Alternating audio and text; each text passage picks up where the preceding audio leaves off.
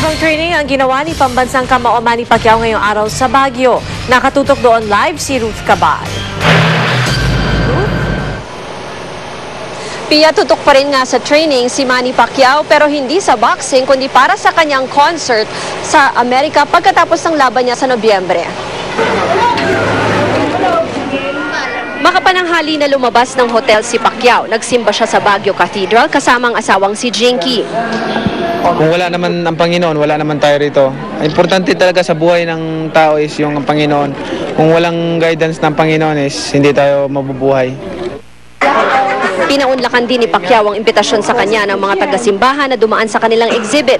Pagkatapos nag-practice si Pacquiao kasama ang kanyang banda.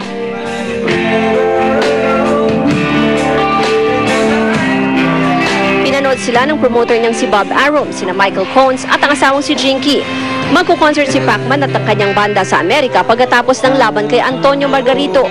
Para kay Pacquiao, paraan din daw niya kasi ito para mapagbigyan ng hilig sa pagkanta. Kagabi nga may mini-concert na si Pacman. Selebrasyon matapos mag-champion ang Team Pacquiao sa basketball tournament. Bukod sa pag-awit, minsan yumuyugyug din si Pacquiao. Nagigitara. At nagpiano pa.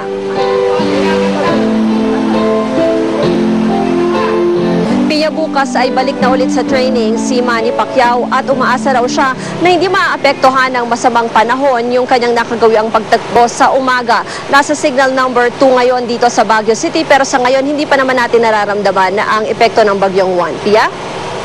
Maraming salamat, Ruth Cabal. Balak kasuhan ng 6 na lalaki na aresto kaugnay sa panggagasa sa isang volunteer nurse ang mga pulis na dumakip sa kanila. Mula sa Cotabato City, nakatutok si Ian Cruz, eksklusibo. Wala raw warrant ang pag-aresto sa 6 na suspect sa gun rape sa South UP, Maguindanao. Dinismiss sa Maguindanao Prosecutor's Office ang reklamo laban sa 6 nitong Miyerkules dahil sa kawalan ng probable cause. Walang reasonable ground.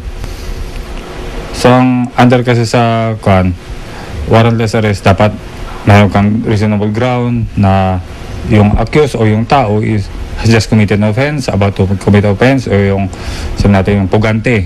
So, hindi sila mahulog doon.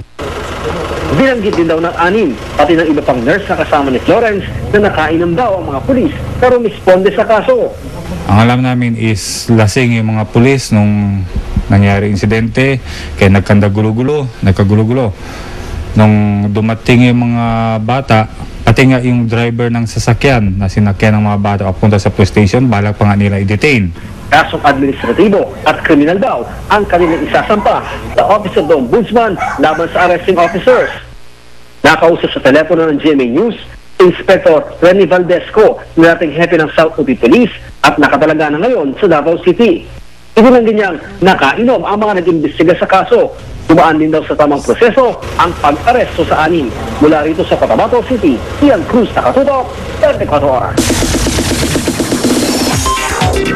Mga stuntman at stuntwoman ang bibida sa yaman ni Lola. Pero hindi madali ang mga challenge na ibinigay sa kanila. Yan ang chika ni Aubrey Carampel. Brusko, maskulado, at hindi umaatras sa laban. Pag hindi ka masumuko, papasukin na kita!